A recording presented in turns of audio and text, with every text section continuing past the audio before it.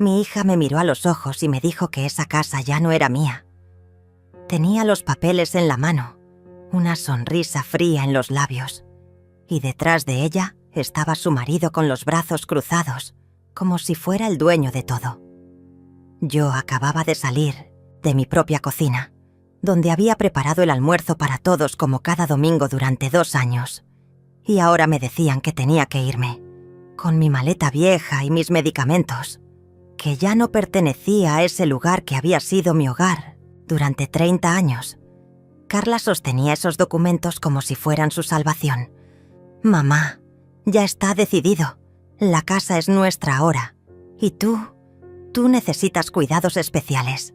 Sus palabras sonaban ensayadas, como si las hubiera practicado frente al espejo. Roberto asentía desde atrás, con esa cara de abogado que siempre me había dado desconfianza. Mariana, mi nieta de 16 años, estaba sentada en las escaleras, con la cabeza baja, sin mirarme. Era la única que parecía incómoda con toda esta situación. Pero yo no grité, no lloré. Solo tomé mi cartera del perchero junto a la puerta y caminé hacia mi habitación para buscar esa maleta que había usado para ir al hospital cuando nació Mariana. La misma maleta con la que había viajado en mi luna de miel hace 45 años. Mis manos temblaban, no de miedo, sino de una rabia contenida que llevaba semanas creciendo dentro de mí como una tormenta silenciosa. Debería haber sospechado cuando Carla empezó a preguntar sobre mis documentos. «Mamá, ¿dónde guardas las escrituras de la casa? Es solo para organizar mejor nuestros papeles». O cuando Roberto comenzó a acompañarme a las citas médicas sin que yo se lo pidiera. «Elena, a su edad es mejor que tenga compañía. Uno nunca sabe qué puede pasar». Sus voces ahora resonaban en mi memoria como campanadas de alarma que había ignorado por completo. La casa olía a canela y café, como siempre los domingos. Había puesto las cortinas nuevas que Carla había elegido la semana pasada. Esas cortinas beige que combinaban con los cojines del sofá. «Te van a encantar, mamá. Van a hacer que la sala se vea más moderna». Ahora entendía por qué había insistido tanto en cambiar la decoración. Ya se estaba apropiando de todo, pieza por pieza, decisión por decisión. Mientras guardaba mi ropa en la maleta, escuchaba sus voces en la sala. Hablaban en susurros, pero las paredes de esta casa son delgadas y yo conozco cada sonido. «¿Estás seguro de que los papeles están en orden?», preguntaba Carla. «Tranquila, todo está perfecto. Ella firmó todo lo que necesitábamos», respondía Roberto con esa seguridad arrogante que tanto me molestaba. «Además, tenemos los informes médicos que confirman su condición». Mi condición. Esa palabra me golpeó como una bofetada. Habían estado construyendo una narrativa sobre mí, creando una versión de Elena que convenía a sus planes. Una mujer mayor, frágil, confundida, incapaz de manejar sus propios asuntos. Una mujer que necesitaba ser rescatada de sí misma por su familia, amorosa y preocupada. Mariana apareció en la puerta de mi habitación. Sus ojos estaban rojos, como si hubiera estado llorando. «Abuela, yo no sabía que iban a hacer esto hoy. Papá me dijo que solo iban a hablar contigo sobre mudarte a un lugar más cómodo». Su voz se quebró al final y pude ver que era la única persona en esta casa que realmente me quería, la única que no estaba actuando. «Mi amor», le dije mientras cerraba la maleta. «A veces los adultos toman decisiones que duelen. Pero no te preocupes por la abuela. Voy a estar bien». Le acaricié la mejilla y vi cómo luchaba por no llorar. Tenía la edad suficiente para entender que algo estaba terriblemente mal, pero no la suficiente para saber cómo detenerlo. Cuando bajé con mi maleta, Carla ya había llamado a un taxi. Todo estaba perfectamente orquestado. Roberto tenía su teléfono en la mano, probablemente grabando para tener evidencia de lo cooperativa que había sido yo durante mi salida. «Mamá, es lo mejor para todos. Vas a estar mucho mejor en un lugar donde puedan cuidarte apropiadamente». El taxi llegó rápido, demasiado rápido, como si lo hubieran estado esperando. El conductor, un hombre mayor con cara amable, me ayudó con la maleta sin hacer preguntas. Probablemente había visto escenas como esta antes. Familias que se deshacen, ancianos que son trasladados como paquetes de un lugar a otro. Antes de subir al taxi, me volteé para mirar mi casa una última vez. La casa donde había criado a Carla, donde había llorado la muerte de mi esposo, donde había visto crecer a Mariana. Las ventanas brillaban con la luz del atardecer, y por un momento pareció que la casa misma me estaba diciendo adiós. Carla cerró la puerta detrás de mí sin despedirse. 3 meses antes de ese domingo terrible, todo había comenzado de manera tan inocente. Carla había llegado a casa con una botella de vino y esa sonrisa que reservaba para las ocasiones especiales. «Mamá, tengo una propuesta que te van a encantar», me había dicho mientras servía 2 copas en la cocina. La luz de la tarde entraba por la ventana creando patrones dorados sobre la mesa de madera que había pertenecido a mi madre. Roberto había perdido su trabajo en el bufete donde trabajaba. Algo sobre recortes de personal y reestructuración, pero Carla lo explicaba con evasivas que no terminaban de convencerme. «Es temporal, mamá, pero mientras tanto, estamos pasando por una situación complicada con la renta del apartamento». Tomó un sorbo de vino y me miró con esos ojos que ponía cuando era niña y quería algo. «Pensamos que tal vez podríamos venir a vivir aquí contigo, solo por un tiempo».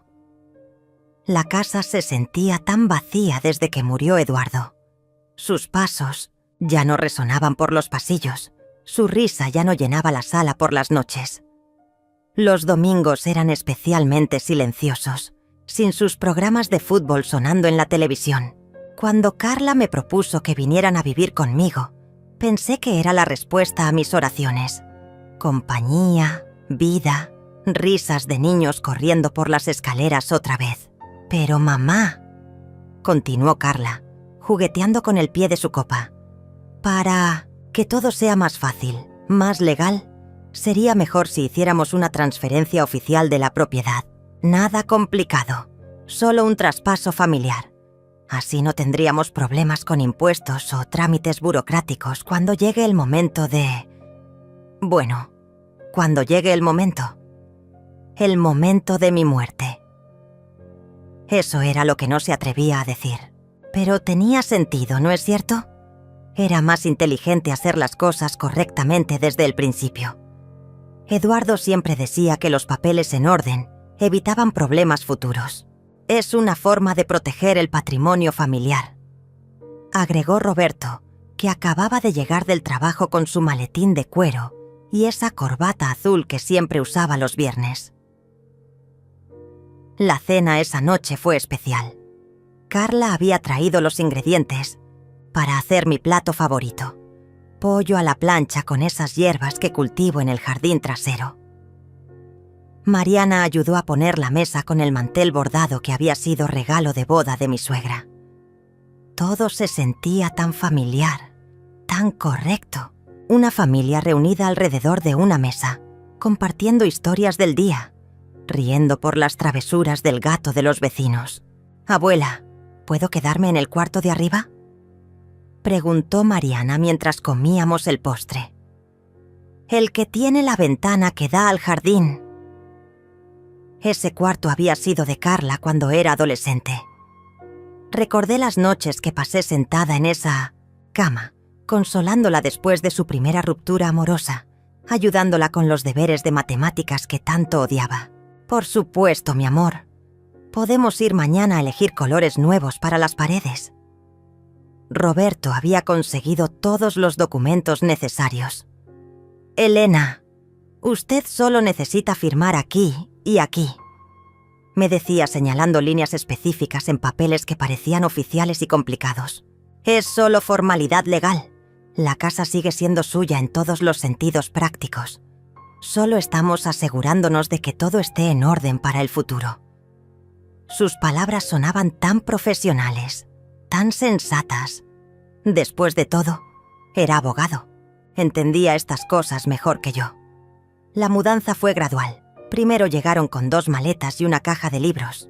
Después vinieron los muebles del apartamento. Un sofá moderno que no combinaba con mi decoración.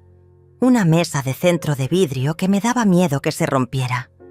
Cuadros abstractos que no entendía, pero que Carla decía que eran arte contemporáneo. Poco a poco, mi casa comenzó a transformarse en algo que no reconocía completamente. «Mamá, estas cortinas están muy viejas. Deberías cambiarlas por algo más fresco, más actual», me sugirió Carla una mañana mientras tomábamos café. Tenía catálogos de decoración abiertos sobre la mesa de la cocina. «Mira estas, son perfectas para la sala. Eran bonitas, admito, pero no eran las cortinas que Eduardo y yo habíamos elegido juntos en nuestro 20º aniversario de bodas». Los primeros cambios fueron sutiles. Roberto comenzó a recibir correspondencia legal en mi dirección. «Es temporal», explicaba. «Hasta que encontremos otro apartamento». Carla empezó a responder el teléfono de la casa como si fuera la dueña. «Residencia Mendoza», decía, usando su apellido de casada en lugar del mío. Cuando le pregunté por qué, se rió y dijo que era más fácil para las empresas y servicios que estaban actualizando sus registros. Mariana era la única que parecía incómoda con todos estos cambios. Una tarde la encontré sentada en los escalones del jardín, mirando las flores que Eduardo había plantado años atrás. «Abuela, ¿por qué papá y mamá están cambiando tantas cosas de la casa?». Su pregunta era inocente, pero había algo en su tono que me hizo detenerme a pensar. «¿Qué tipo de cosas, mi amor?», le pregunté sentándome a su lado. El sol se estaba poniendo y el aire olía a jazmín, como las fotos del abuelo. Mamá las guardó en una caja y puso otras fotos en su lugar. Y papá está usando el estudio del abuelo como su oficina. Movió todos los libros del abuelo al sótano. Su voz se hizo más pequeña. Y escuché a papá hablando por teléfono sobre papeles de la casa. Decía algo sobre que ya todo estaba arreglado. Esa noche no pude dormir. Las palabras de Mariana daban vueltas en mi cabeza como hojas en el viento. Al día siguiente, mientras Carla y Roberto habían salido a rehacer mandados, busqué la copia de los documentos que había firmado. Estaban archivados en el escritorio que ahora Roberto usaba como suyo, en una carpeta marcada con mi nombre. Las letras pequeñas, esas que Roberto había pasado por alto cuando me explicó dónde firmar, decían cosas que no recordaba haber acordado.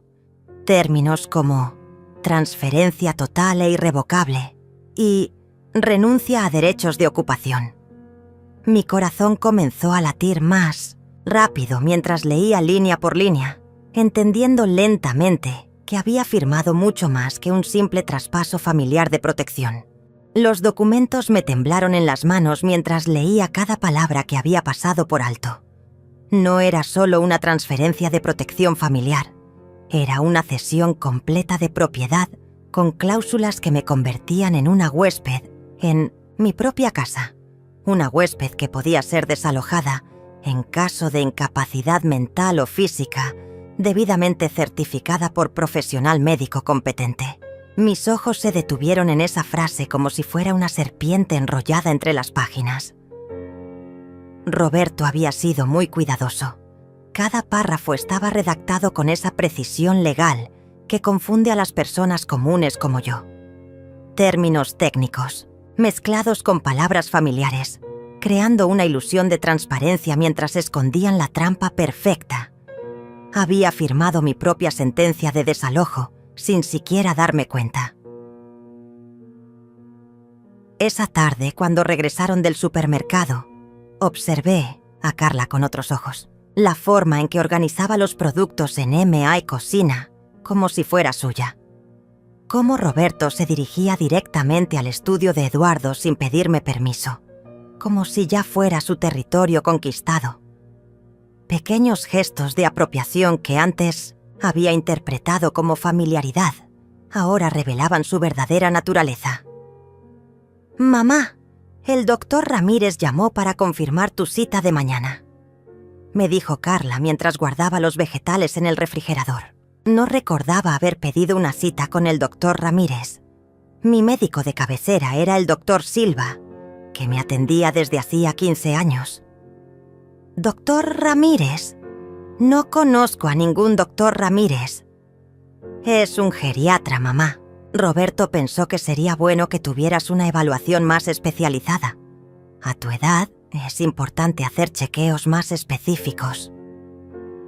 Su tono era dulce, preocupado, pero ahora podía escuchar la manipulación detrás de cada palabra. «Es solo rutina. Roberto dice que para los papeles del seguro necesitamos tener evaluaciones médicas actualizadas». Roberto apareció en la cocina con una sonrisa demasiado amable. «Elena, el doctor Ramírez es excelente. Se especializa en adultos mayores y sus necesidades específicas. Va a poder evaluarla completamente y darnos recomendaciones para mantenerla saludable y segura».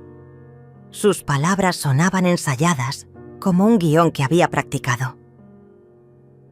Esa noche, esperé hasta que toda la casa estuviera en silencio. Los pasos de Roberto habían cesado en el piso de arriba y ya no se escuchaba el murmullo de la televisión en la sala. Me levanté despacio, cuidando de que las tablas del piso no crujieran, y caminé hacia el estudio. Necesitaba encontrar más información sobre este doctor Ramírez y entender qué tipo de evaluación me esperaba. En el escritorio de Roberto encontré una carpeta con mi nombre completo, escrito en letras mayúsculas. Dentro había copias de todos los documentos que había firmado, pero también otros papeles que nunca había visto. Reportes médicos con mi nombre, pero describiéndome como una persona con signos evidentes de deterioro cognitivo y episodios de confusión y desorientación. Informes fechados en días que recordaba perfectamente, días en los que había estado completamente lúcida. Uno de los reportes estaba firmado por un tal Dr. Morales, que supuestamente me había examinado el mes pasado, pero yo nunca había conocido a ningún Dr. Morales. El informe describía una consulta que nunca había ocurrido, síntomas que nunca había experimentado y recomendaciones para supervisión familiar constante debido a riesgo de deterioro progresivo. Mi corazón latía tan fuerte que temí despertar a toda la casa.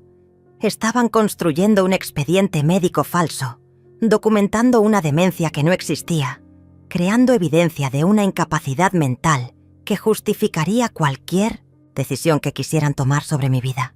Cada cita médica que Roberto había insistido en acompañarme, cada pregunta aparentemente inocente sobre mi memoria, cada sugerencia sobre mi confusión, había sido parte de un plan meticulosamente diseñado.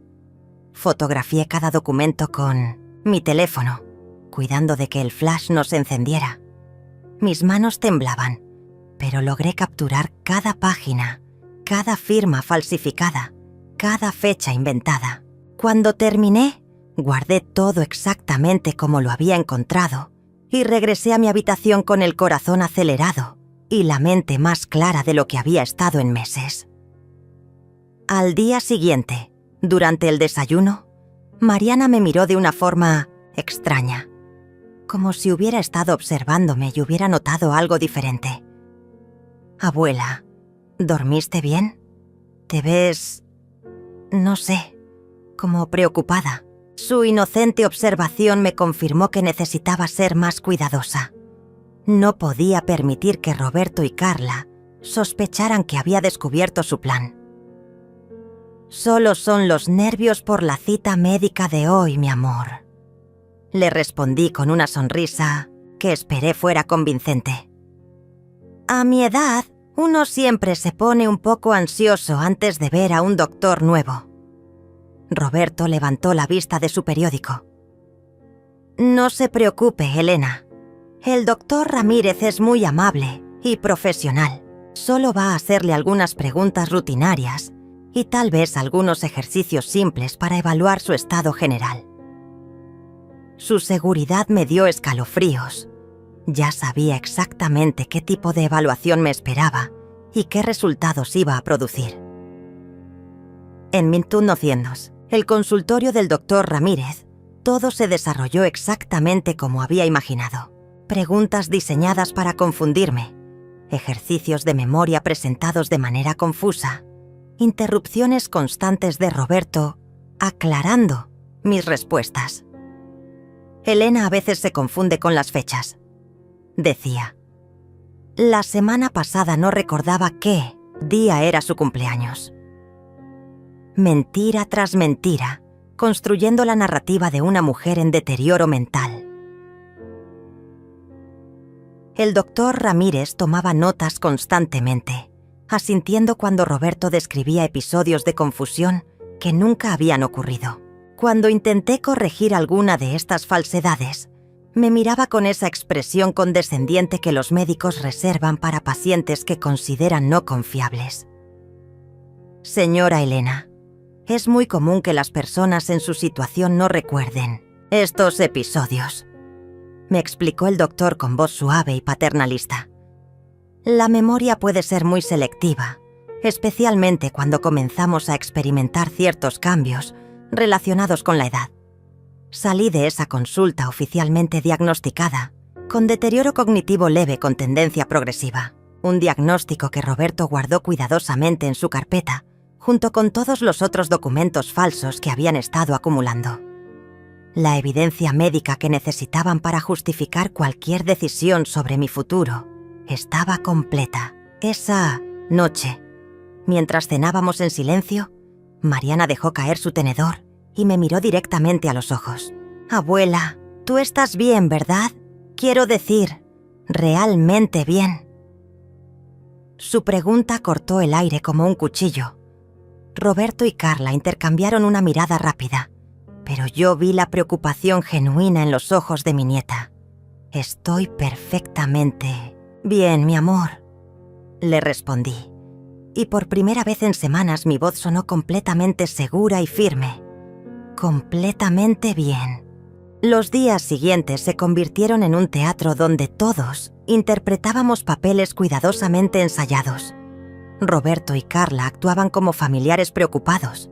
Yo fingía ser la anciana confundida que esperaban que fuera, y Mariana observaba desde las sombras, con esa intuición adolescente que puede detectar las mentiras de los adultos mejor que cualquier detector de mentiras.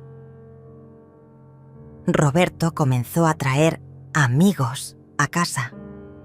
Personas que nunca había visto antes, pero que él presentaba como colegas del bufete o vecinos preocupados.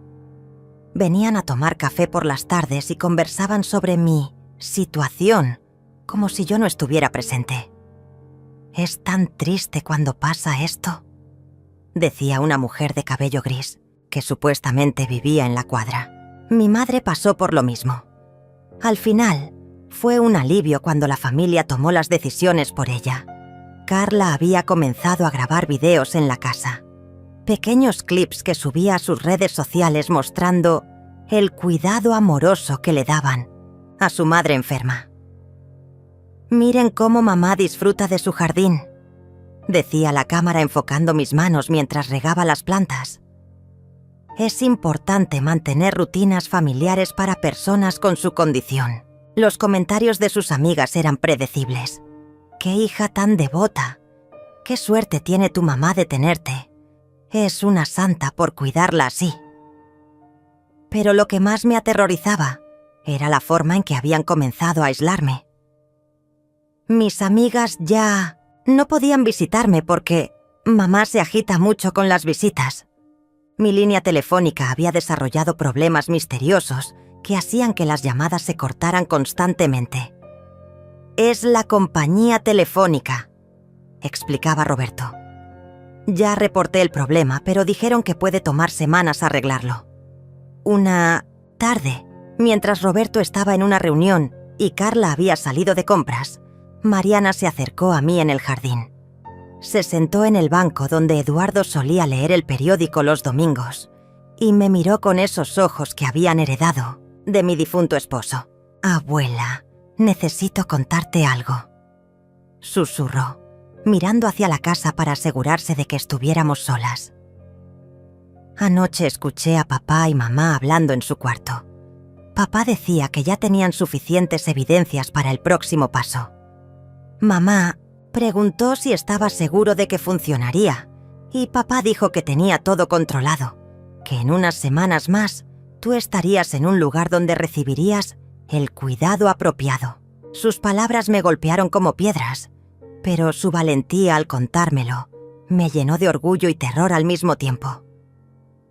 «¿Qué más escuchaste, mi amor?», le pregunté, tratando de mantener mi voz calmada, aunque mi corazón estuviera corriendo como un caballo desbocado. Papá mencionó algo sobre un lugar llamado Residencia San Miguel. Dijo que ya había hablado con la directora y que tenían una habitación disponible para casos especiales. Mamá preguntó sobre el dinero y papá dijo que con la casa vendida tendrían suficiente para todo. Mariana se acercó más a mí. «Abuela, yo sé que tú estás bien. No entiendo por qué dicen que estás enferma. Esa noche, después de que toda la casa se durmiera, busqué información sobre la Residencia San Miguel en mi computadora. Lo que encontré me heló la sangre. Era una institución privada especializada en cuidado de adultos mayores con deterioro cognitivo severo. Las reseñas en línea hablaban de pacientes que ingresaban y nunca más recibían visitas, de familias que donaban las propiedades de sus ancianos para pagar los costos de internación, de personal que se daba a los residentes para mantenerlos tranquilos y manejables. Roberto había elegido cuidadosamente un lugar donde yo desaparecería lentamente, donde mis protestas serían interpretadas como síntomas de mi enfermedad, donde nadie cuestionaría las decisiones legales que mi amorosa familia había tomado en mi nombre. Y mientras yo me desvanecía en una habitación pequeña, ellos vivirían en mi casa, disfrutarían de mi dinero y recibirían las condolencias de todos por la difícil carga que habían sobrellevado cuidando a una madre enferma. La escalada se volvió más agresiva después de eso. Roberto comenzó a recibir llamadas que atendía en voz alta, asegurándose de que yo escuchara fragmentos de las conversaciones. «Sí, doctor, entendemos que es urgente». «No, ella no está cooperando con el tratamiento». «Sí, creemos que la hospitalización voluntaria sería lo mejor para todos». Carla empezó a invitar a más testigos a la casa. Vecinos que nunca me habían prestado atención, pero que ahora venían a tomar té y susurraban sobre mis episodios. «Ayer la vi hablando, sola en el jardín», mentía la señora Rodríguez de la casa de al lado. «Y la semana pasada me saludó como si no me conociera». Cada visita agregaba otra capa a la narrativa de mi supuesta demencia. El momento más terrorífico llegó cuando encontré a Roberto instalando nuevas cerraduras en las puertas. «Es por seguridad, Elena», me explicó con esa sonrisa falsa que había perfeccionado.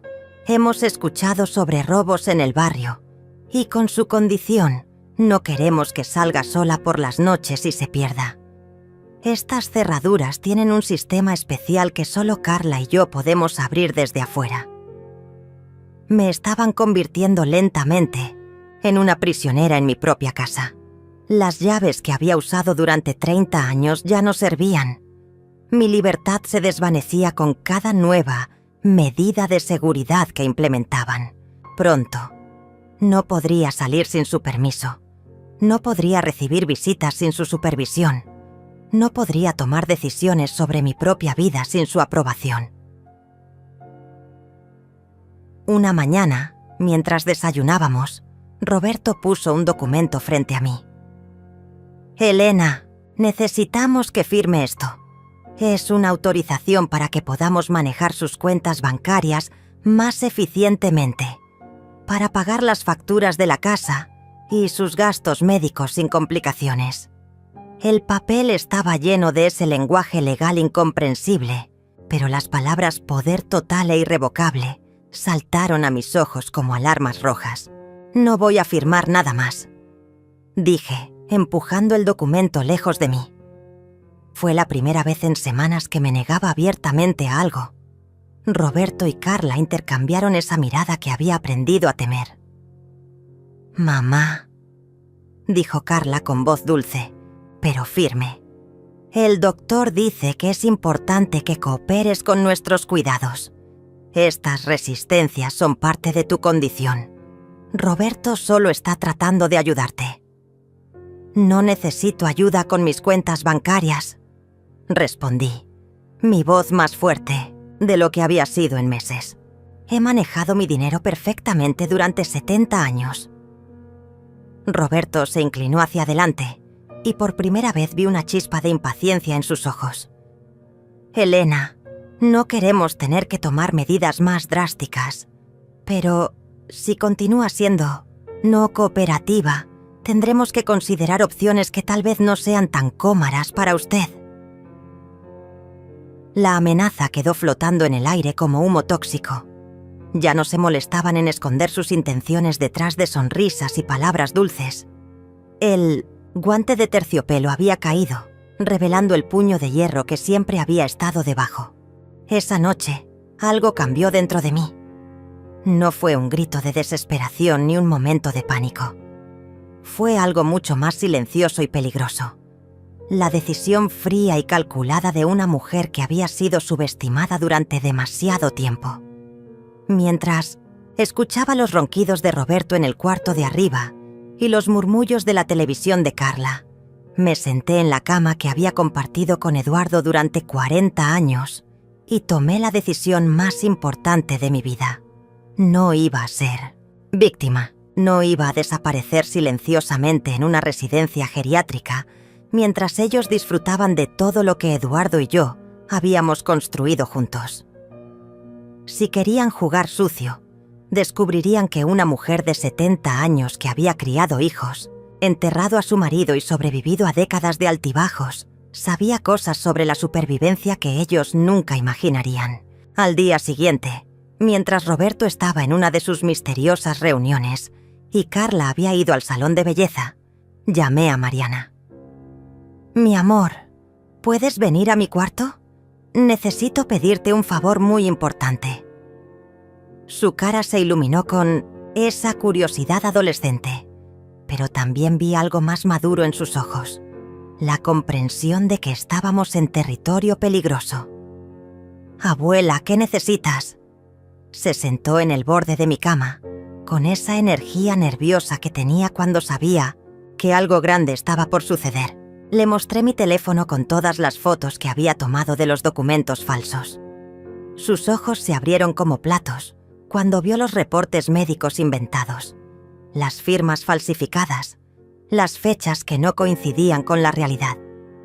«Mariana, necesito que seas mis ojos y mis oídos.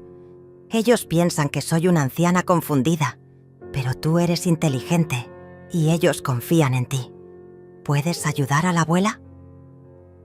Sin dudarlo ni un segundo, asintió con la cabeza. «Dime qué necesitas que haga». Le expliqué mi plan. Ella usaría su computadora para investigar todo lo que pudiera sobre Roberto, sus antecedentes legales, sus finanzas, cualquier cosa que pudiera darme ventaja. También necesitaba que grabara conversaciones cuando sus padres pensaran que no había nadie escuchando. «Pero tienes que ser muy cuidadosa, mi amor. Si sospechan que me estás ayudando, también te van a ver como una amenaza». Durante los siguientes días, mientras actuaba como la anciana dócil que esperaban que fuera, Mariana se convirtió en mi espía secreta. Descubrió que Roberto había sido despedido de su trabajo, no por recortes, sino por malversación de fondos, de clientes, que tenían deudas enormes que habían estado escondiendo, que la propuesta de vivir conmigo Había sido su último recurso, antes de la bancarrota total. Pero lo más revelador fue lo que grabó una noche cuando sus padres pensaron que estaba dormida. Roberto hablaba por teléfono con alguien sobre acelerar el proceso. No podemos esperar más. La vieja se está poniendo difícil y no podemos arriesgarnos a que alguien sospeche. Necesitamos internarla esta semana y poner la casa en venta inmediatamente. La voz de Carla en el fondo era aún más fría. ¿Y si se niega a ir voluntariamente? Roberto rió de una manera que me puso la piel de gallina. Para eso están los certificados médicos de emergencia. Una llamada al hospital, 2 doctores que confirmen que es un peligro para sí misma y se la llevan en ambulancia. Después de eso, todo lo que diga será visto como delirios de una mente enferma. Cuando Mariana me mostró esa grabación, supe que tenía muy poco tiempo, pero también supe que tenía algo que ellos no esperaban: la evidencia completa de su fraude y la ayuda de alguien en quien confiaban ciegamente. Comencé a actuar de manera más errática durante el día, dándoles exactamente lo que esperaban: ver. Me quejaba de dolores imaginarios. Olvidaba conversaciones que habíamos tenido esa misma mañana. Preguntaba repetidamente qué día era. Roberto y Carla intercambiaban miradas satisfechas cada vez que interpretaba mi papel de anciana. Confundida, estaban tan convencidos de su propia inteligencia que no se dieron cuenta de que estaba dirigiendo mi propia obra de teatro. Mientras tanto, por las noches, cuando creían que dormía, trabajaba en mi verdadero plan. Contacté a mi antiguo abogado, el doctor Méndez, quien había manejado los asuntos legales míos y de Eduardo durante años. Le envié por correo electrónico todas las fotos de los documentos falsificados, las grabaciones de Mariana y toda la evidencia que habíamos recopilado. Su respuesta llegó al día siguiente. «Elena, esto es fraude documentario y abuso de ancianos. Tenemos suficiente evidencia para no solo anular todo lo que firmaste, sino para presentar cargos criminales. Pero necesitamos actuar rápido y con mucho cuidado». El doctor Méndez me explicó que Roberto había cometido varios delitos federales: falsificación de documentos médicos, coerción de persona vulnerable, fraude inmobiliario y conspiración para cometer abuso de ancianos. Pero para protegerme y asegurar que el caso fuera sólido, necesitábamos hacer todo legalmente perfecto. «Elena, voy a enviar a una investigadora privada que se haga pasar por una trabajadora social del hospital. Ella va a venir a evaluarte, oficialmente, y tú vas a demostrar que estás completamente lúcida y competente. Mientras tanto, vamos a preparar una orden judicial para recuperar tu propiedad y arrestar a Roberto por fraude». También me aconsejó algo que no había considerado: cambiar inmediatamente todas mis contraseñas bancarias y alertar a mis bancos sobre el fraude potencial. Si Roberto tiene acceso a tus cuentas, puede vaciarlas antes de que podamos detenerlo, legalmente. Esa noche, mientras Roberto roncaba satisfecho en el cuarto que había sido de Eduardo, me levanté silenciosamente y cambié cada contraseña, cada código de seguridad, cada acceso que tenía a mi vida financiera. También transferí la mayor parte de mi dinero a una cuenta nueva que abrí en línea, una cuenta de la que ellos no sabían nada. Cuando terminé, me senté en la cocina con una taza de té de manzanilla y miré hacia el jardín donde Eduardo había plantado rosas rojas para nuestro aniversario. Por primera vez en meses, sonreí genuinamente. Roberto y Carla habían cometido el error más grande de sus vidas. Habían subestimado a una mujer que había aprendido a ser fuerte mucho antes de que ellos nacieran. Al día siguiente, Mariana me trajo noticias aún más perturbadoras. Había encontrado en la computadora de Roberto un borrador de esquela funeraria. Mi esquela funeraria, fechada para dentro de 6 meses, describiendo mi larga lucha contra la demencia y agradeciendo a mi devota familia por su incansable cuidado durante mis últimos días difíciles. No planeaban solo robarme la casa y el dinero. Planeaban acelerar mi muerte en esa residencia geriátrica, probablemente con medicación excesiva o accidentes médicos convenientes. La esquela ya estaba redactada, esperando solo la fecha exacta de mi fallecimiento. Esa fue la gota que derramó el vaso. Ya no se trataba solo de recuperar mi propiedad o mi dignidad. Se trataba de salvar mi vida. El doctor Méndez trabajaba con la precisión de un cirujano y la paciencia de un cazador. Durante los siguientes días, mientras Roberto y Carla aceleraban sus planes para internarme, nosotros preparábamos una trampa legal que los tomaría completamente desprevenidos. La investigadora privada, María Santos, llegó exactamente como habíamos planeado. Una mujer de mediana edad con portapapeles y credenciales oficiales del Departamento de Servicios Sociales.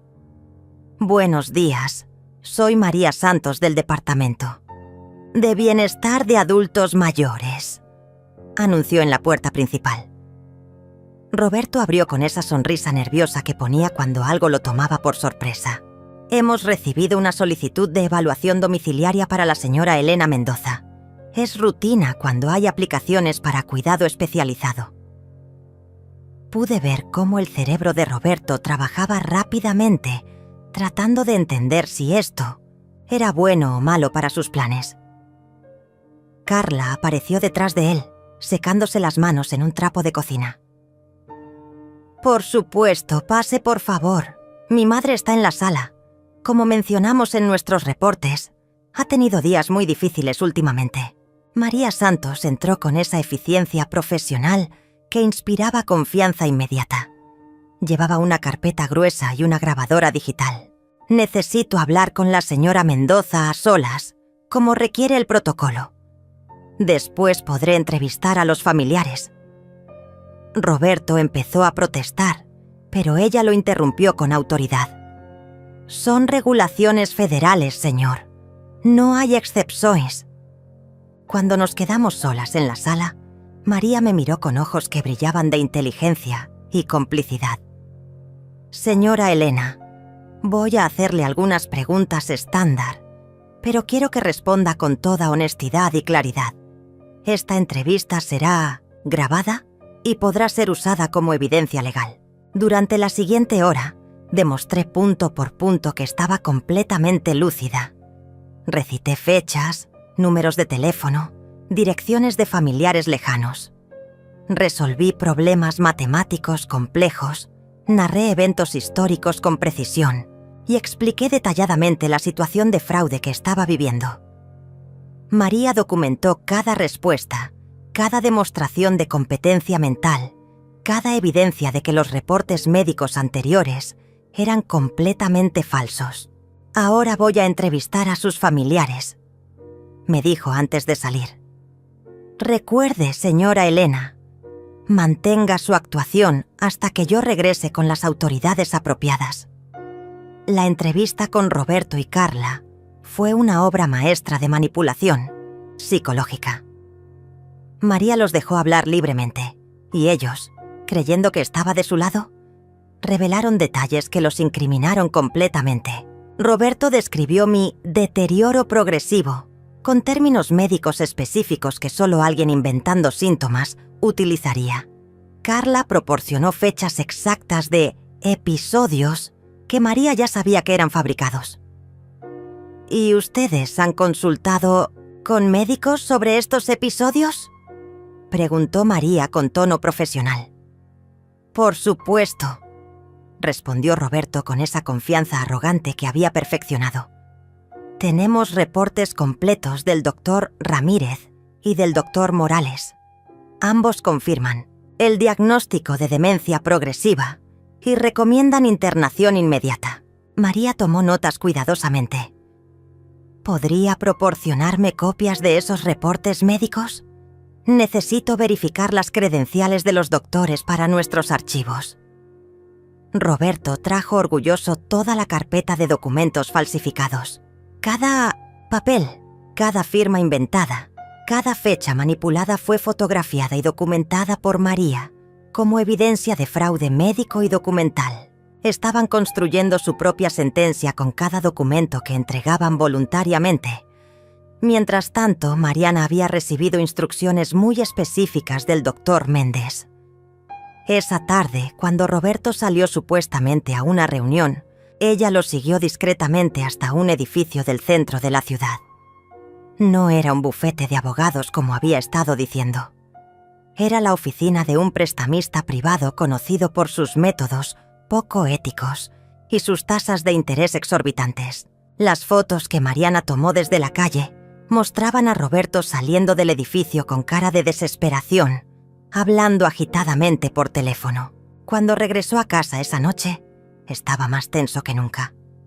Durante la cena, no podía dejar de revisar su teléfono, y cada mensaje que recibía lo ponía más nervioso. ¿Todo bien, Roberto?, preguntó Carla, notando su agitación. Sí, solo algunos asuntos legales que necesitan resolverse rápidamente, respondió, pero su voz sonaba forzada. De hecho, creo que necesitamos acelerar los planes para mamá. No podemos esperar más. Esa noche Mariana me contó lo que había observado. Roberto estaba siendo presionado por prestamistas que querían su dinero inmediatamente. Su plan original, de tomar mi casa gradualmente, ya no era suficientemente rápido. Necesitaba acceso inmediato a todo mi patrimonio, y eso significaba internarme de emergencia y obtener poder legal total sobre mis bienes. Abuela, me susurró Mariana. Escuché a papá hablando por teléfono. Dijo que mañana vendrían unos doctores a evaluarte y que si no cooperabas voluntariamente, tenían autorización para llevarte al hospital por la fuerza. Mencionó algo sobre sedación para transporte.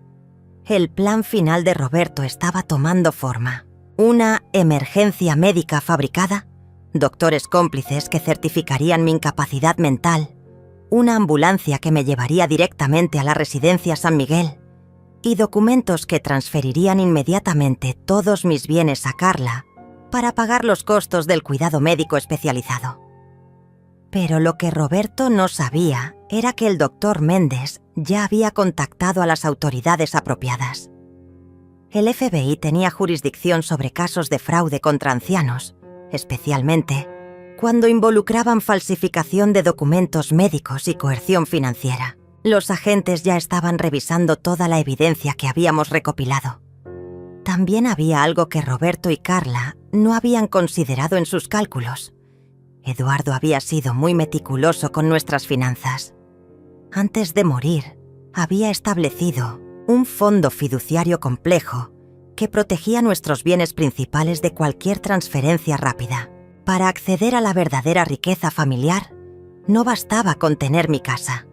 Necesitaban mi cooperación consciente y verificada por múltiples abogados independientes. Ese fondo fiduciario era mi as bajo la manga. Aunque hubieran logrado internarme y robar mi casa, nunca habrían podido tocar el dinero real que Eduardo había protegido tan cuidadosamente. Irónicamente, su avaricia los había llevado a cometer delitos graves por una fracción de lo que realmente creían que estaban robando. La noche antes del día que habían planeado para mi emergencia médica, me senté en el jardín bajo las estrellas que Eduardo y yo solíamos contemplar juntos. Mariana se acurrucó a mi lado en el banco, nerviosa pero valiente. «Abuela, ¿estás asustada?» «No, mi amor», le respondí con completa honestidad. «Estoy lista». En mi bolso tenía una copia de todos los documentos que probarían la inocencia y la competencia mental que nunca había perdido. En mi teléfono tenía las grabaciones que expondrían cada mentira que habían construido. En mi corazón tenía la tranquilidad de saber que Eduardo estaría orgulloso de la mujer que había criado en décadas de matrimonio. Una mujer que sabía cuándo ser gentil y cuándo ser feroz. Mañana descubrirían que habían estado cazando a un tigre que había estado fingiendo ser un cordero. El día del confronto amaneció con esa claridad cristalina que tienen las mañanas que van a cambiar todo para siempre. Roberto se había levantado temprano, más nervioso de lo que había estado en semanas. Lo escuché hablando por teléfono, en el estudio de Eduardo, su voz tensa y apremiante. Sí, confirmado para las 11. 2 doctores y la ambulancia. No, ella no sospecha nada. Actuaremos como si fuera una emergencia repentina. Carla preparó el desayuno con esa eficiencia mecánica de alguien que está ejecutando un plan ensayado. Puso mi medicación matutina junto al jugo de naranja, pero yo sabía que hoy las pastillas tenían algo extra. Mariana me había advertido que había visto a Roberto consultando sobre sedantes suaves para hacer la transición más fácil para mamá. «Buenos días, Elena», me dijo Roberto con una sonrisa que no llegaba a sus ojos. «¿Cómo se siente hoy?» Carla preparó su desayuno favorito. Había algo forzado en su amabilidad, como un actor que había olvidado sus líneas y estaba improvisando.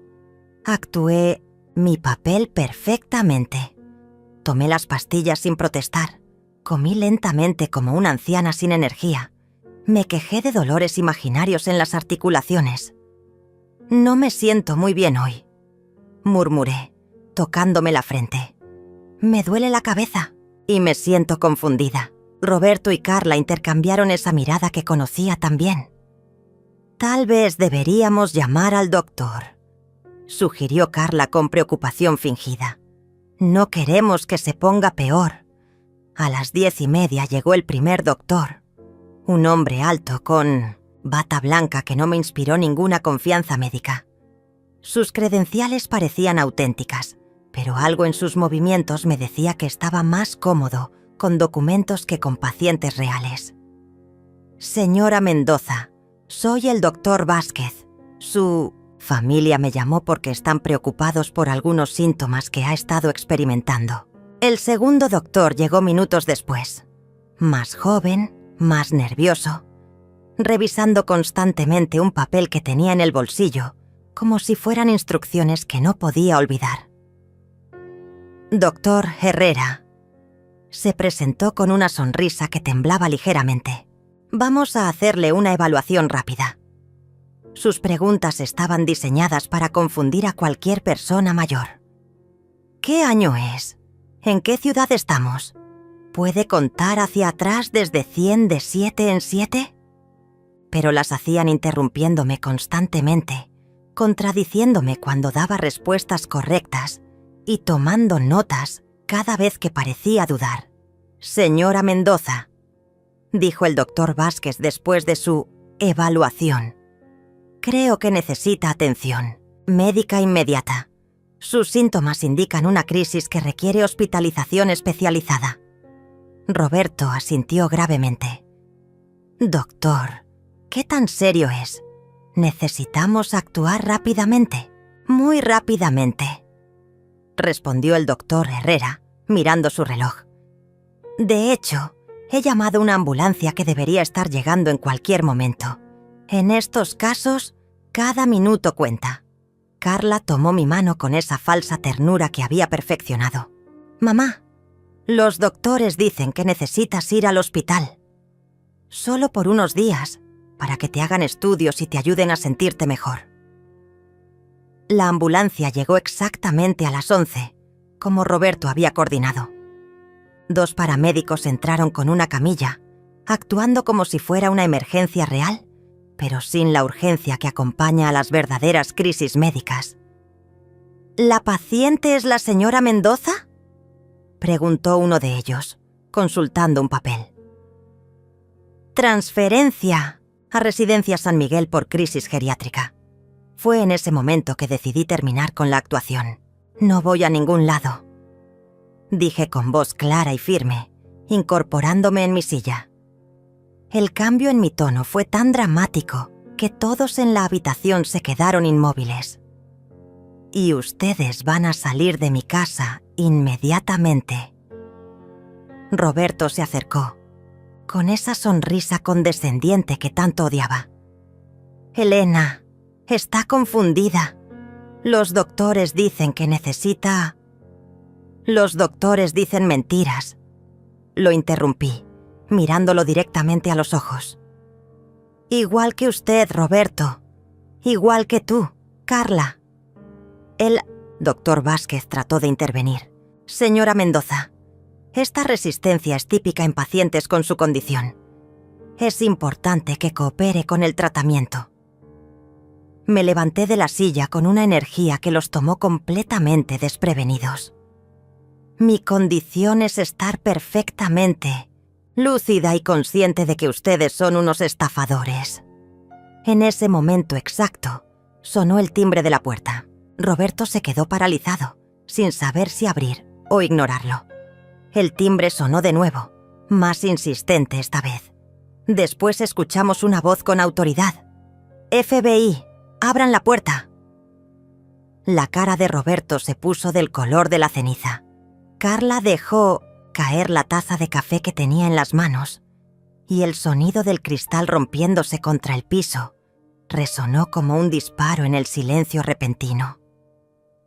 «¿FBI?» susurró Carla, mirando a Roberto con pánico. «¿Por qué está aquí el FBI?» Roberto corrió hacia la ventana y vio 3 autos negros estacionados frente a la casa. Agentes con chalecos antibalas y credenciales oficiales se dirigían hacia la puerta principal. Su plan perfecto se desmoronaba ante sus ojos como un castillo de naipes en una tormenta. «Abran la puerta o la derribaremos», gritó la voz desde afuera. Los 2 doctores falsos se miraron entre sí con terror puro. El doctor Herrera dejó caer su portapapeles y murmuró: «Esto no era parte del plan. Nadie dijo nada sobre el FBI». Mariana bajó corriendo las escaleras, fingiendo sorpresa pero con una pequeña sonrisa de satisfacción en los labios. «¿Qué está pasando? ¿Por qué hay tantos autos afuera?» Roberto finalmente caminó hacia la puerta con pasos vacilantes, como un hombre caminando hacia su propia ejecución. Cuando abrió, 3 agentes federales entraron con esa eficiencia profesional que no permite discusión. «Agente Sarah Mitchell, FBI», se presentó la líder, una mujer de mediana edad con ojos que no perdían ningún detalle. «Tenemos órdenes de arresto por fraude documentario, abuso de ancianos y conspiración criminal». Mostró una orden judicial oficial. Roberto Mendoza está bajo arresto por múltiples cargos federales relacionados con fraude contra personas mayores. El doctor Vázquez trató de escabullirse hacia la puerta trasera, pero se encontró con otros 2 agentes que ya habían rodeado la casa. Doctores Vázquez y Herrera también están bajo arresto por participación en conspiración de fraude médico y falsificación de documentos oficiales. Carla se derrumbó en el sofá, finalmente entendiendo la magnitud de lo que había perdido. «Mamá, tú sabías. Todo este tiempo, tú sabías lo que estábamos haciendo. Todo este tiempo». Le respondí con una calma que me sorprendió a mí misma. «Ustedes pensaron que era una anciana tonta e indefensa, pero resulta que una mujer que ha vivido 70 años aprende 1 o 2 cosas sobre supervivencia». La agente Mitchell se acercó a mí con respeto profesional. «Señora Mendoza, ¿se encuentra bien? ¿Necesita atención médica después de esta experiencia?» «Estoy perfectamente bien, agente», respondí. «De hecho, me siento mejor de lo que me he sentido en meses».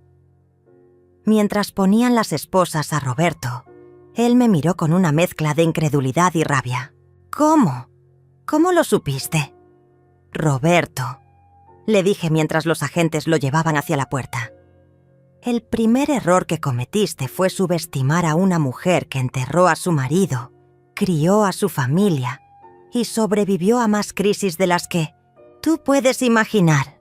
El segundo error fue tocar a mi nieta como peón en tu juego sucio. Los paramédicos de la ambulancia verdadera que había llamado el FBI me revisaron rápidamente y confirmaron lo que ya sabíamos. Estaba en perfecta salud mental y física. Los paramédicos falsos que Roberto había contratado fueron arrestados como cómplices». Cuando se llevaron a Roberto, Carla y los doctores fraudulentos, la casa finalmente quedó en silencio. Mariana se acercó a mí y me abrazó fuertemente. «Abuela, ¿cómo pudiste actuar tan bien? Realmente pensé que estabas asustada». «Estaba asustada, mi amor», le confesé, acariciando su cabello. «Pero a veces, el miedo es lo que nos da la fuerza para hacer lo que es necesario». Los días siguientes a los arrestos fueron una mezcla extraña de silencio y caos controlado. La casa que había sido mi prisión volvió a ser mi hogar, pero las cicatrices emocionales tardaron más en sanar que los procedimientos legales. Mariana se quedó conmigo mientras resolvíamos la situación legal de Carla, quien había sido liberada bajo fianza, pero enfrentaba cargos federales que podrían significar años de cárcel. El doctor Méndez llegó esa misma tarde con una carpeta llena de documentos que anulaban todo lo que había firmado bajo coerción. «Helena, legalmente, nunca perdiste la propiedad de tu casa. Todos los documentos que Roberto preparó son nulos por fraude y coerción. Además, hemos congelado todas las cuentas bancarias que él había intentado manipular». Pero lo más satisfactorio fue cuando la agente Mitchell me mostró todo lo que habían descubierto durante la investigación. Roberto no solo me había estado estafando a mí, tenía un historial de esquemas similares con otros clientes ancianos cuando trabajaba en el bufete. Su despido no había sido por recortes. Había sido despedido por robar fondos de fideicomiso de una viuda de 80 años que nunca se atrevió a denunciarlo. Su valentía al denunciar este caso, me explicó la agente, ha abierto investigaciones sobre al menos otros 5 casos similares. Roberto Mendoza dirigía una red de estafa especializada en adultos mayores vulnerables. Los doctores falsos resultaron ser actores contratados a través de una agencia que se especializaba en situaciones médicas teatrales. Habían pensado que era para una película independiente sobre demencia. Cuando se dieron cuenta de que estaban participando en un crimen real, cooperaron completamente con las autoridades a cambio de inmunidad. La parte más difícil fue lidiar con Carla. 3 días después de su arresto, vino a la casa acompañada de su abogado defensor. Se veía demacrada, derrotada, como si hubiera envejecido 10 años en una semana. Mariana se refugió en su cuarto, sin querer presenciar el encuentro entre su madre y su abuela. «Mamá», me dijo Carla, sentándose en el mismo sofá donde había actuado como hija preocupada durante meses. «No esperaba que fuera tan lejos. Al principio realmente pensamos que era lo mejor para todos».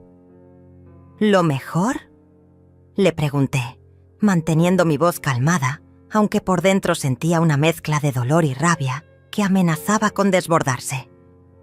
«Falsificar reportes médicos era lo mejor. ¿Planear mi muerte prematura era lo mejor? ¿Convertir a tu propia hija en cómplice era lo mejor?» Su abogado, un hombre joven que parecía incómodo con toda la situación, intervino.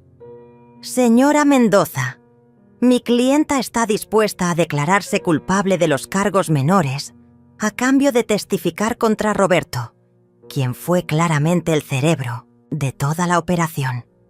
«Tu cliente», le respondí sin apartar la mirada de Carla, «es mi hija, y durante 45 años la crié para ser mejor que esto».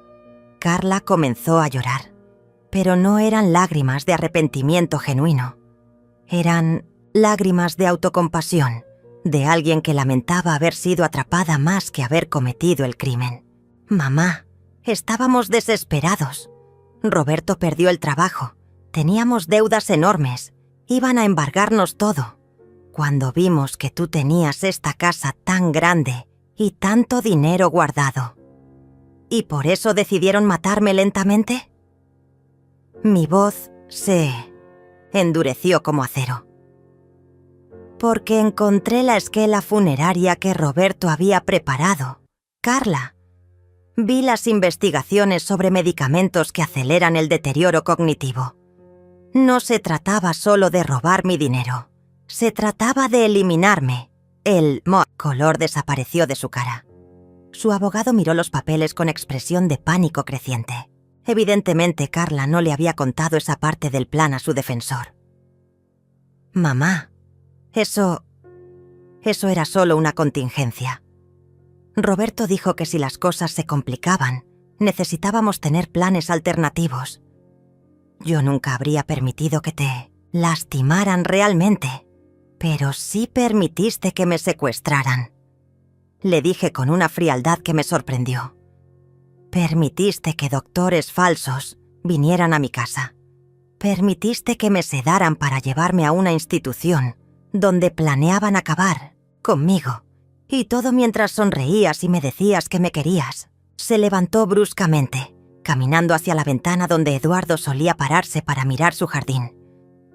¿Y ahora qué, mamá? ¿Vas a arruinar mi vida completamente? ¿Vas a hacer que Mariana crezca sin madre? Yo no arruiné tu vida, Carla.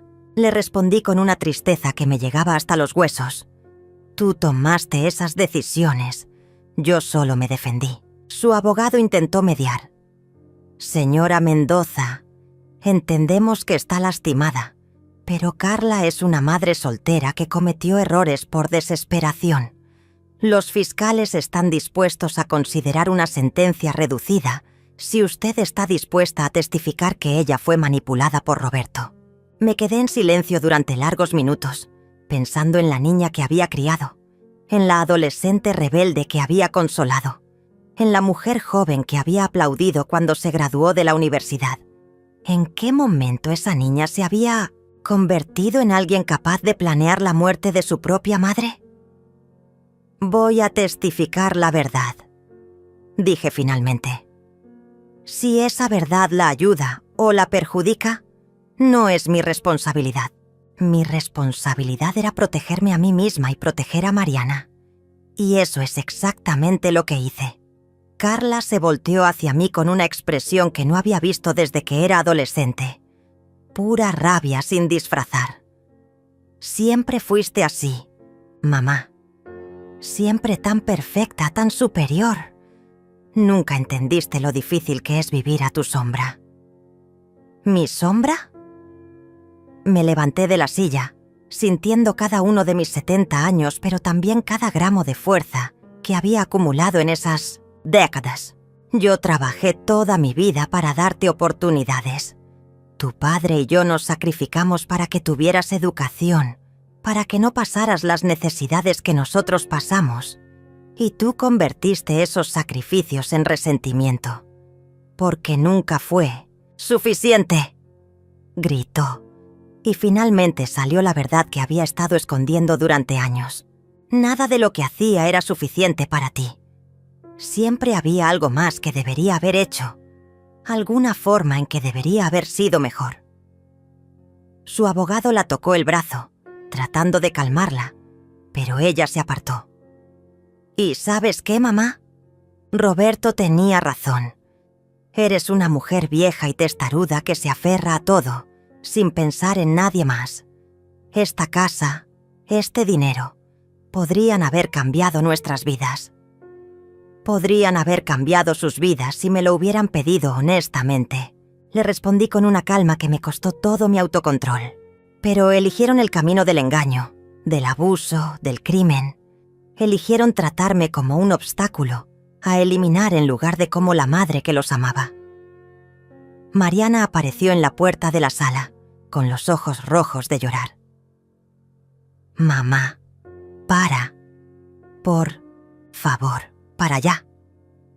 Carla miró a su hija con una expresión que mezclaba amor y desesperación. Mariana, mi amor, tú entiendes que todo lo que hicimos fue por ti, ¿verdad? Para darte un futuro mejor. No, respondió Mariana con una firmeza que me llenó de orgullo. Lo que hiciste fue tratar de lastimar a la abuela, y eso no lo hiciste por mí, lo hiciste por ti. Carla se derrumbó entonces, completamente. No, las lágrimas controladas de autocompasión, sino el llanto devastador de alguien que finalmente entiende la magnitud de lo que ha perdido. No solo enfrentaba años de cárcel, había perdido la confianza de su propia hija y el amor de su madre para siempre. Cuando se fueron, la casa quedó extrañamente tranquila. Mariana y yo nos sentamos en el jardín, donde las rosas de Eduardo habían comenzado a florecer de nuevo después del largo invierno. «Abuela», me dijo mi nieta, recostando su cabeza en mi hombro, ¿crees que mamá puede cambiar? ¿Crees que algún día las cosas pueden volver a ser normales?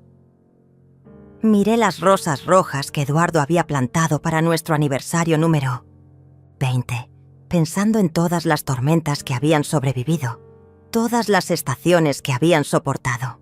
Mi amor, a veces las personas toman decisiones que cambian todo para siempre. Tu mamá tendrá que vivir con las consecuencias de sus decisiones, igual que nosotras tendremos que vivir con las nuestras. ¿Te arrepientes de haberla denunciado? No, me arrepiento de haberme protegido, le respondí honestamente, pero sí me duele que haya sido necesario. 6 meses después del día que cambió todo, me senté en la terraza de mi nueva casa con una taza de té de manzanilla y miré el jardín que Mariana y yo habíamos plantado juntas.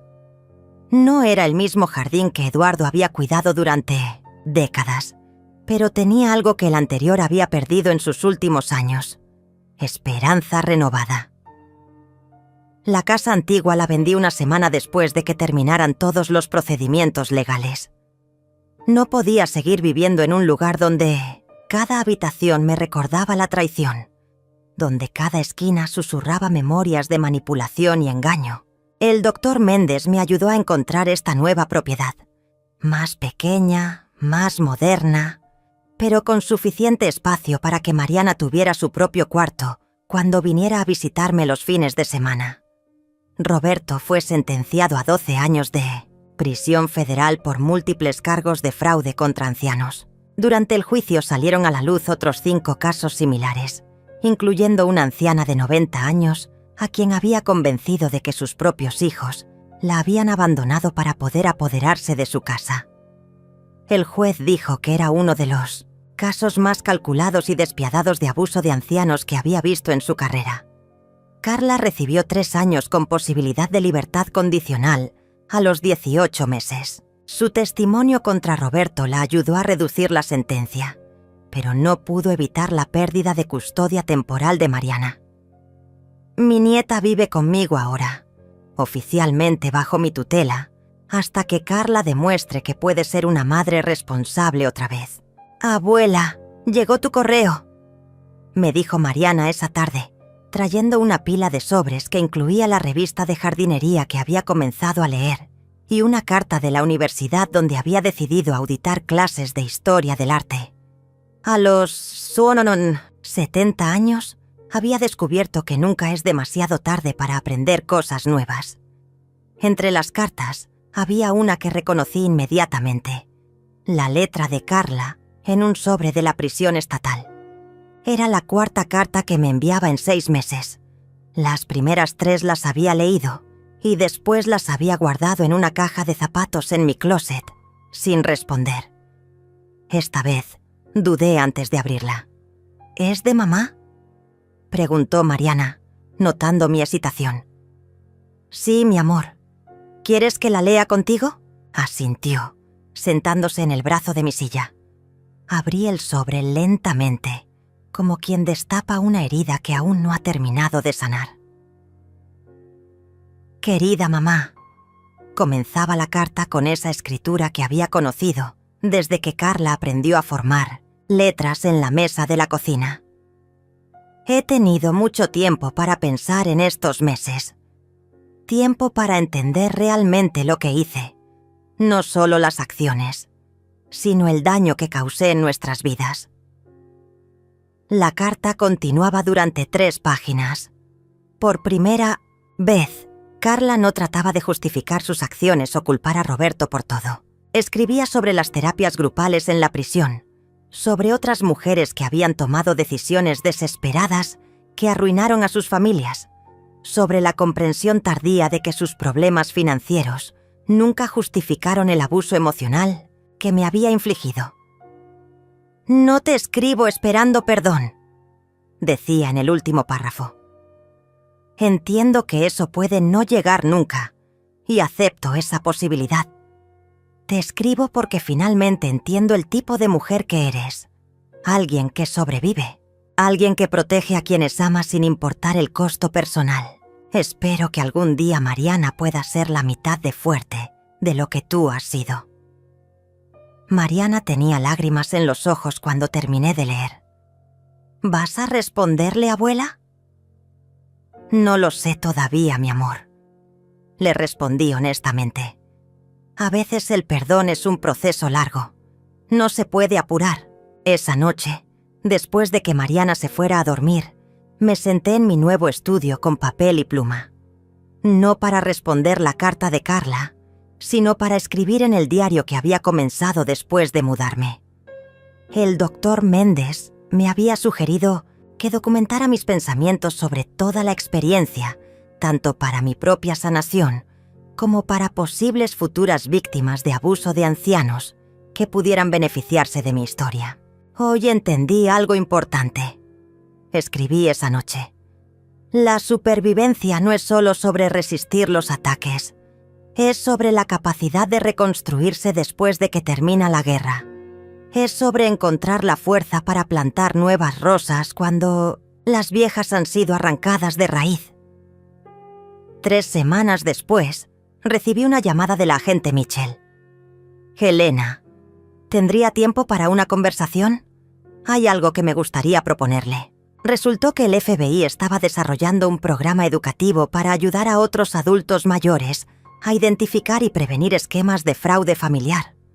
Querían que yo participara como consultora y vocera, compartiendo mi experiencia para ayudar a otros que podrían estar en situaciones similares. Su caso, me explicó la agente, fue único porque usted logró documentar evidencia sólida y actuar proactivamente. La mayoría de las víctimas de abuso de ancianos nunca reportan los crímenes, por vergüenza, miedo o porque los perpetradores son familiares. Su valentía podría salvar a otros. Acepté inmediatamente. Si mi dolor podía servir para proteger a otros abuelos, otros padres, otras familias de experimentar lo que yo había vivido, entonces valía la pena compartir mi historia 1000 veces. El primer seminario que dirigí fue en un centro comunitario cerca de mi nueva casa. Vinieron 30 personas, la mayoría mayores de 60 años, algunos acompañados de hijos adultos, genuinamente preocupados por proteger a sus padres. Cuando terminé de contar mi historia, una mujer de 80 años se acercó a mí con lágrimas en los ojos. «Mi yerno me está presionando para que cambie mi testamento», me susurró. «Dice que es por mi propio bien, pero algo se siente mal. Después de escucharla a usted, creo que sé por qué». Esa conversación duró 1 hora. Al final, la ayudé a contactar con el doctor Méndez, quien ahora se especializaba en casos de protección de adultos mayores. 6 meses después, me envió una carta agradeciendo por haberle dado el valor para enfrentarse a la manipulación antes de que fuera demasiado tarde. En mi primer año como consultora del FBI, ayudé directa o indirectamente a prevenir 17 casos de fraude contra ancianos. Algunos eran esquemas financieros complejos como el que Roberto había dirigido. Otros eran hijos desesperados que estaban considerando opciones que los habrían llevado por el mismo camino destructivo que había tomado Carla. Una tarde de primavera, exactamente 1 año después de recuperar mi libertad, Mariana llegó de la escuela con una sonrisa que iluminaba toda la casa. «Abuela, tengo noticias. Mamá va a salir en libertad condicional el próximo mes». Mi corazón se detuvo por un momento. Durante 1 año había estado preparándome para este día, pero aún me tomó por sorpresa. «¿Cómo te sientes con eso, mi amor?» «Nerviosa», admitió. sentándose a mi lado en el sofá nuevo que habíamos elegido juntas. Pero también esperanzada. Sus cartas han sido diferentes últimamente, más reales, como si finalmente fuera la mamá que recuerdo de cuando era pequeña. Esa noche tomé una decisión que había estado posponiendo durante meses. Me senté en mi escritorio y escribí mi primera carta a Carla. «Querida hija», comencé. «He leído todas tus cartas. He visto el cambio en tu escritura, en tus palabras, en la forma en que hablas sobre lo que pasó. No sé si estoy lista para el perdón completo, pero estoy lista para conversaciones. Mariana te extraña, y a pesar de todo, yo también extraño a la hija que criamos tu padre y yo. Cuando salgas», continué, «vas a encontrar un mundo diferente. Mariana ha crecido un año en sabiduría que equivale a 5 años normales. Yo he cambiado también. Ya no soy la misma mujer que era fácil de manipular o de silenciar. Pero si realmente has cambiado, si realmente estás lista para ser la madre y la hija que Mariana y yo necesitamos, entonces podemos comenzar de nuevo. Despacio», escribí al final, «con honestidad, con respeto mutuo y con la comprensión de que la confianza, una vez rota, debe ser reconstruida piedra por piedra». Sellé la carta esa misma noche y la llevé al correo al día siguiente. 2 semanas después, recibí su respuesta. Solo una línea. «Gracias por darme una segunda oportunidad. No la voy a desperdiciar». No sé si Carla realmente ha cambiado. No sé si nuestra familia puede sanarse completamente. Pero sí sé que soy una mujer diferente de la que era hace un año. Ya no soy solo una sobreviviente. Soy alguien que ha aprendido que la verdadera fuerza no viene de la amargura o de la venganza, sino de la capacidad de establecer límites claros mientras mantienes el corazón abierto a la posibilidad de renovación. Cuando Mariana se gradúe de la secundaria el próximo año, va a recibir una beca completa para estudiar Derecho. Quiere especializarse en protección de adultos mayores. Alguien tiene que continuar lo que tú empezaste, abuela, me dijo. Alguien tiene que asegurarse de que lo que nos pasó a nosotras no le pase a otras familias. Esa noche, sentada en mi jardín nuevo bajo las estrellas, que Eduardo y yo solíamos contemplar juntas, entendí algo que me llenó de paz profunda. No había perdido mi familia en esa terrible experiencia. La había encontrado. Había descubierto quién era realmente cuando todo lo demás fue despojado. Y había criado una nieta que entendía que la verdadera fuerza viene de proteger a los vulnerables, no de aprovecharse de ellos. Las rosas que Mariana y yo plantamos el mes pasado habían comenzado a florecer, rojas, como las que Eduardo había plantado años atrás, pero en tierra nueva, con raíces que crecían en suelo que nunca había conocido la traición. Cerré los ojos y sonreí. Había ganado más que una batalla legal. Había ganado mi vida de vuelta. Y eso pensé mientras el viento nocturno mecía las flores nuevas. Era una victoria que nadie podría quitarme jamás.